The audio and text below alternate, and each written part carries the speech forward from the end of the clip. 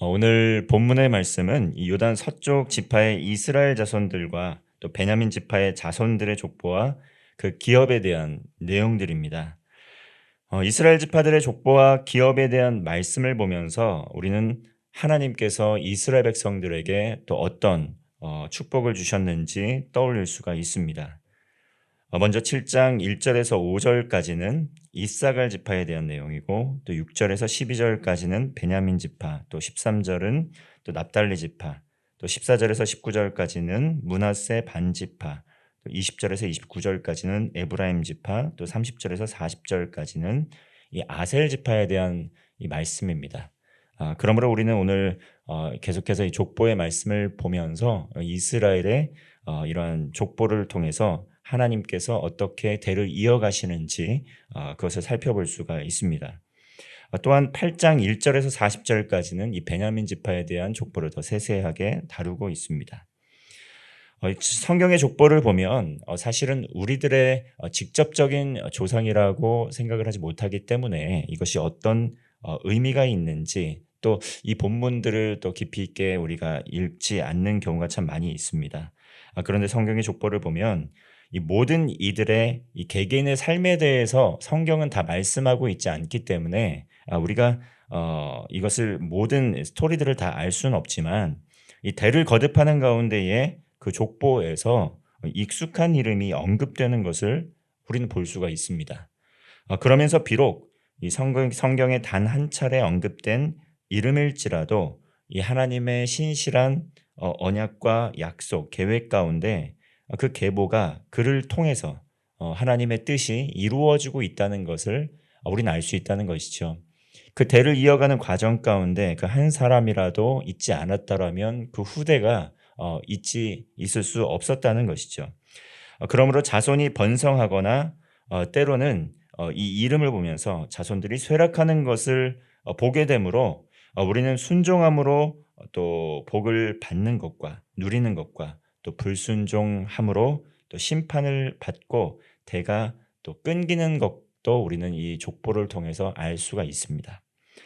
하나님 앞에 순종함으로 누리는 복과 또 불순종함으로 또 임하게 되는 이런 심판의 결과들, 이것은 여러 세대를 거치는 동안에 이 기록된 말씀을 통해 우리는 살펴보고 볼 수 있다는 것이죠. 성경의 족보를 통해서 우리는 이 하나님의 은혜가 얼마나 유유히 흘러가고 있는 것인지 그것을 볼 수가 있습니다. 먼저 7장 14절에서 15절의 말씀 제가 읽겠습니다.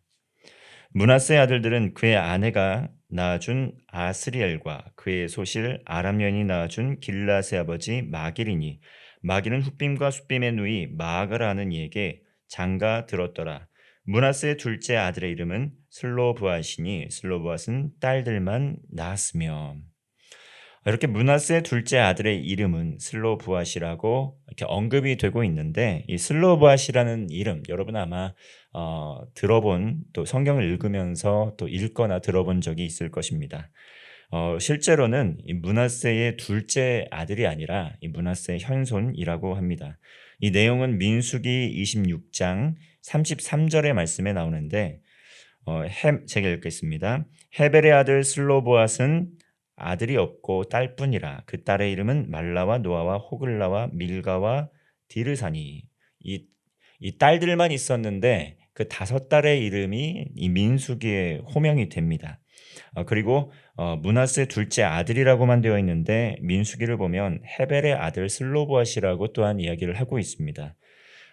이 헤벨의 아들 슬로보앗이라고 이렇게 나오는데 이처럼 이 성경의 족보는 정확한 혈연 관계나 세대 수를 우리가 파악하기는 너무나 어렵습니다. 이 성경에서는 독특하게 이 아들이라는 말은 우리는 아들에게만 쓰지만 이 성경에 나오는 이 아들이라는 말은 우리가 생각하는 아버지의 아들만 의미하는 것은 아니기 때문입니다. 더 포괄적인 의미로 므낫세의 아들이라고 할지라도 그 아들은 정말 아들을 의미하기도 하고 또 손자를 의미하기도 하고 또 때로는 증손, 또 후손, 또 제자, 이 모든 것들을 포괄하는 단어로 쓰이는 것이기 때문에 이것으로 우리가 세대를 정확하게 정말 유추하는 것은 쉽지가 않습니다.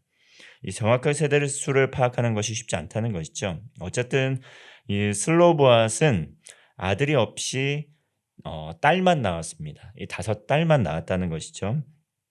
이들은 이 아버지 슬로보앗이 아들이 없이 죽었기 때문에 이 당시 여러 가지 어려움에 처할 수밖에 없었습니다. 왜냐하면 아들을 통해 대가 또 이어지게 되고 또 기업이 되는 것이 당시의 상황이었기 때문입니다. 그래서 모세와 또 제사장 엘르아살 또 지도자들 그리고 온 회중 앞에 또 이 슬로브아시의 딸들이 나와서 이 상속권을 달라고 이렇게 주장을 했다는 것이죠. 이 제도가 좀 불합리하긴 한 부분이 있기 때문에 이와 같이 또 우리가 아들이 없고 대가 끊기는 것을 또 바라만 보지 마시고 좀 제도를 개선해 주시고 또 긍휼히 여겨 주시기를 이렇게 믿음으로 주장을 했습니다. 이렇게 아버지의 이름이 가족 중에서 사라지지 않도록 기업을 물을 수 있도록 또 아버지 형제들 사이에서 유산을 잃지 않고 받게 해달라고 요청을 들의 요구가 옳다 이렇게 해주시면서 그들에게 은혜를 베풀어 주십니다. 아버지의 기업을 상속하도록 또 명령을 해주십니다. 이 사건을 계기로 해서 이스라엘에서 딸도 이 상속권을 가질 수 있게 된 중요한 계기가 된다는 것이죠. 이렇처럼 하나님께서는 약한 자들을 통해서 이 불합리한 상황, 이 공의와 정의가 이루어지지 않는 상황들에 대해서 하나님께서 잘 판단하시고 그것을 바로잡아 주시는 것을 볼 수가 있습니다. 비록 연약할지라도 그 연약한 자들, 또 소외된 자들, 또 공궁에 처한 자들, 하나님께서는 그들의 필요를 아시고 그 문제들을 해결해 주시고 은혜를 베풀어 주시는 것을 볼 수 있다는 것이죠. 오늘날도 우리의 삶의 자리 가운데 또 가난한 자, 또 소외된 자, 억울함을 당한 자들이 참 많이 있습니다. 성경에서는 대표적으로 고아와 객과 또 과부들, 나그네들을 잘 돌봐야 된다 이렇게 이야기를 하면서 우리 삶의 자리 가운데 있는 이 소외된 자들에게 하나님의 은혜를 유유히 흘려 보내야 된다는 것을 말씀을 하고 있습니다. 이 성경의 정신은 이 사랑, 이웃사랑, 하나님 사랑과 이웃사랑의 정신이 담겨 있습니다. 그러므로 우리 오늘 올해의 우리 아름다운 교회의 표현은 또 나눔과 섬김을 통해서 성숙함을 드러내는 교회라는 이러한 표어를 가지고 우리가 나아가고 있는데 우리 주변을 돌아보는 가운데 또 여러 가지 불합리한 것은 있지 않은지 그리고 우리의 사랑과 은혜가 유히 흘러가야 할 것은 있지 않은지 돌아보는 가운데 주님의 사랑을 흘려 보내야 한다는 것입니다. 그리고 이어서 8장 1절부터 또 40절까지는 자세히 또 베냐민 지파의 자손에 대한 족보를 말씀하고 있습니다. 이 족보에는 이 지파의 조상에서부터 또 사사시대의 인물도 언급이 되고 있는 것을 우리는 볼 수 있습니다. 특별히 베냐민의 자손들 이 사사기 20장의 말씀을 보면 사사시대 때에 좀 참혹한 그러한 사건이 언급이 되는 것을 볼 수 있습니다. 이 베냐민 자손들 기브아에서 또 그들이 지었던 죄로 인해서 남은 이스라엘 지파와의 전쟁이 일어나게 되고 수많은 사상자가 발생하게 돼서 거의 지파가 멸절되고 끊어질 정도의 위기에 처하는 것이 이 사사기에 나오게 됩니다. 그러나 하나님께서 또 이들 지파에게도 은혜를 베풀어 주셔서 다시금 베냐민 지파가 재건할 수 있도록 대를 거듭하면서 재건할 수 있도록 하시는 것을 볼 수가 있습니다. 그런데 우리가 33절 말씀을부터 보게 되면 이스라엘 왕 또 사울의 계보가 언급되는 것을 볼 수 있습니다. 정말 멸절될 뻔하였던 이 지파에서 어찌 보면 왕이 또 선출이 되게 된 것이죠. 그런데 사울 왕이 비록 왕으로 택함을 받았지만 또한 불순종함으로 또 비참한 결말을 맞이하게 되는 것을 볼 수 있습니다. 이 베냐민 지파를 보면서 불순종함으로 정말 심판을 받게 되었던 지파의 어려움. 그럼에도 불구하고 하나님께서 그 지파를 복되게 하여 주셔서 또 그 과문에서 왕이 또 이제 나오게 되었는데 그 왕이 또 하나님 앞에 이 불순종하게 되면서 비참한 또 결과를 맞이하게 되는 것을 보게 되는데 그럼에도 불구하고 어떻습니까? 우리가 얼마 전에 이 에스더서를 묵상하였는데 이 하나님께서는 에스더와 또 모르드게, 이 베냐민 지파, 이들의 순종을 통해서 이스라엘 민족을 또한 구원으로 이끌어 주시고, 훗날 이 베냐민 지파에서는 이 신약 시대 때는 이 계명되기 전 이름이 사울이었던 사도 바울, 그의 이름이 또 예수님을 핍박하면서 실패하는 듯 하였으나 또 그가 다메섹 도상에서 부활하신 예수 그리스도를 만나게 되므로 이름이 또 바뀌게 됩니다. 사울에서 바울로.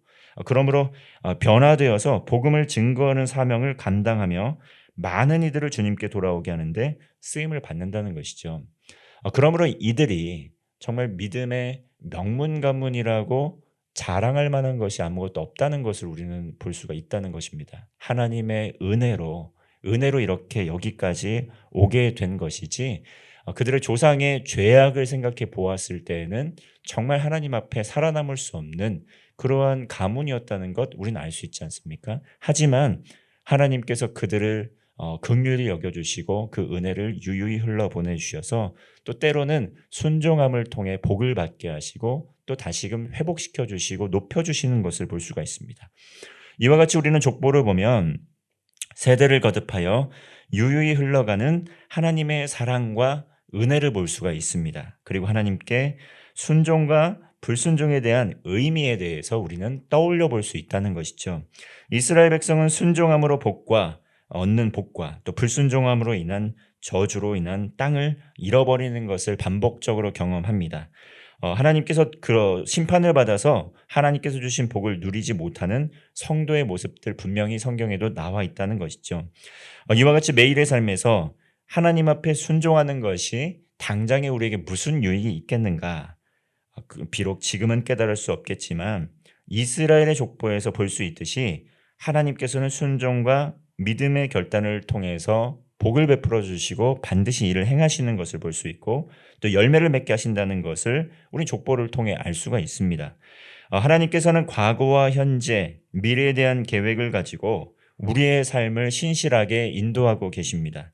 비록 한 세대 안에서 하나님께서 주시는 모든 계획을 깨달을 수 없을지라도 이 사랑의 하나님, 공의의 하나님, 정의의 하나님께서는 분명히 한 사람 한 사람에 대한 계획을 가지고 그 세대를, 그 믿음의 다음 세대들을 세워가시고 이끌어 가신다는 것을 우리는 볼 수 있습니다. 세옹지마라는 사자성어가 있습니다. 인생의 길흉화복은 변화가 많아서 예측하기 어렵다는 말이죠. 그러므로 이와 같이 하나님 앞에서도 순종해도 형통하지 않다고 성급하게 결론을 지어서는 안 됩니다. 그리고 불순종해도 아무런 해가 없다고 그렇게 떳떳하게 불순종의 길을 계속 가도 안 됩니다. 역사의 주관자이시고 전능하신 하나님께서 친히 온 세상을 다스리시고 통치하시기 때문입니다. 그러므로 하나님의 은혜 안에 거하며 이 하나님의 언약의 말씀, 약속의 말씀이 반드시 성취될 것을 날마다 믿음으로 순종하는 가운데에 하나님께서 주신 복을 누릴 뿐만 아니라 하나님 나라의 소망을 가지고 믿음의 다음 세대들에게 아름다운 신앙의 유산을 남기는 복된 성도가 되시기를 주님의 이름으로 축원합니다. 기도하겠습니다. 역사의 주관자 되시며 생사 화복의 주권자이신 하나님 아버지, 우리들의 삶에 대한 모든 계획과 거룩한 뜻을 갖고 우리의 삶을 인도하고 계심을 믿습니다. 오늘 하루 하나님 나라에 대한 소망으로 믿음으로 순종하며 살게 하여 주시옵소서. 비록 우리들의 삶에 당장은 소망이 보이지 않을 때에도 절망 가운데 있을지라도 믿음으로 순종하며 하나님의 뜻이 이 땅에 이루어질 것을, 하나님의 뜻이 우리의 삶에 이루어지기를 바라며 기도하며 살아가는 신실한 성도의 삶 살게 하여 주시옵소서. 우리들의 가정과 교회, 나라와 민족을 지켜주시고 선하고 바른 길로 인도하여 주시옵소서. 특별히 새로 취임하게 된 대통령님과 위정자들에게 애국 애족의 마음을 주셔서 온 세상의 정의와 공의가 바로 설 수 있게 하여 주시고 개인의 사리 사욕이 아니라 선하고 바른 길로 국민들을 인도하게 하여 주시고 또 이 나라의 위정자들에게 하나님을 경외하고 두려워하는 마음을 주셔서 하나님의 뜻에 순종하며 나라를 잘 다스리고 이끌어가게 하여 주시옵소서. 신실한 믿음으로 신앙으로 믿음의 대를 이어가게 하여 주시고 복음의 능력으로 믿음으로 눈물의 복음의 씨를 뿌리며 하나님께서 주시는 복을 누리는 성도의 삶 살게 하여 주시옵소서. 오늘도 우리와 동행하시는 우리 구주 예수 그리스도의 이름으로 기도하옵나이다. 아멘.